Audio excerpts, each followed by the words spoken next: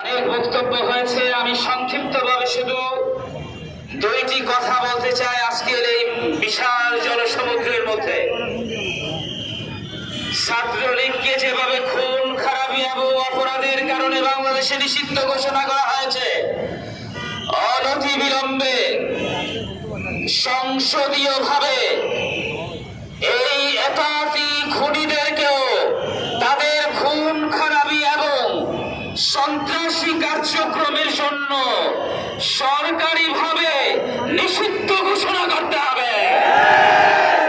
এবং যারা এই খুনের সাথে জড়িত ছিল, টঙ্গীর বিশ্ব ইজতেমার ময়দানের 18 তারিখের রাতে এই ভয়ঙ্কর খুনের সাথে যারা সরাসরি জড়িত ছিল অথবা ইনডাইরেক্ট যা তাদেরকে সমর্থন এবং মদত জুগিয়েছে, একই যুগে সারা বাংলাদেশের প্রতিটি মারগাঁজ থেকে তাদের নামে খুনের মামলার প্রস্তুতি চলছে।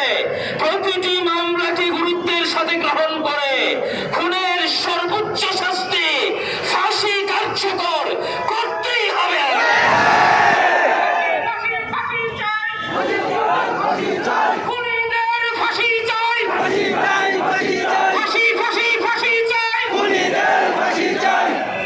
সাথে সাথে আজ থেকেই শুধু ঢাকাতে নয়, সারা বাংলাদেশের প্রতিটি মসজিদ থেকে তাদের সকল সামানা গুটিয়ে মসজিদের কমিটির